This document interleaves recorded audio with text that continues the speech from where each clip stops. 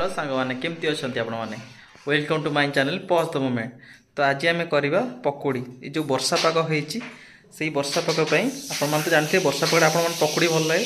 तो वर्षा पाग आम आज करवा पकोड़ी। तो आज देखिए केमी पकोड़ी से प्रस्तुत होती आप सब जाते फिर भी आम गोटे भिडियो बनाऊँ पकोड़ी। प्रथम आम कड़े गरम तेल रिफाइन तेल भलसे फुटेदबा तेलटा यहाँ आम कषी पकोड़ी करवा सेपटे आम चाह क्षीरटा गरम कर। तो पकोड़ी प्रस्तुत ये बेसन पियाज मटर बादाम आउ कंचा लंका पियाज कखारू सब चुन चुन काटिक पकई देचे। ये तेल गरम हो जाए पकोड़ी को तार सेप हिसाब से आम पकेवा। तो ये जो चाहटा पकई आम भर चाह पकई देचे क्षीरटा भी भलसे फुटी आसला।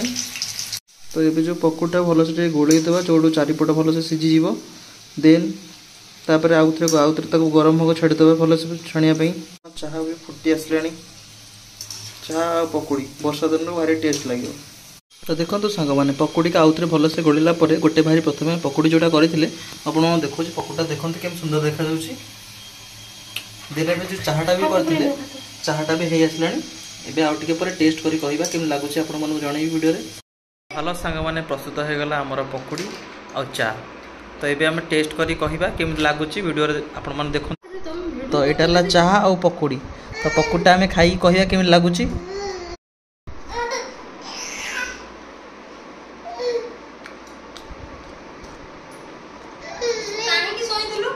पकोड़ा बड़ा स्मुथ स्मुथ लगुच बढ़िया लगुच।